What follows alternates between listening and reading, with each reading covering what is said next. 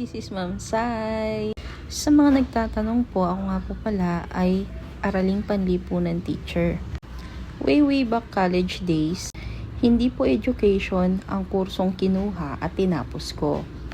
Dahil di ko naman pinangarap maging teacher at ni sa hinagap, hindi ko naisip na magiging teacher ako.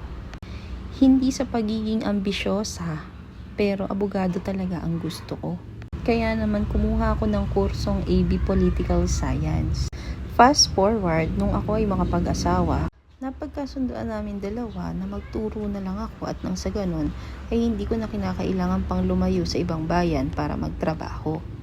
Hindi kasi practical sa amin yon, lalo na't wala pa kaming anak. Kaya naman pinag-aral niya ako ni husband ng Unit for Education at pagka-graduate ko nga ay agad akong kumuha ng board exam. Hindi na ako pumasok sa review center bago mag-exam dahil nga nagtuturo na ako during that time. Yun lang, wait for part 2. Bye!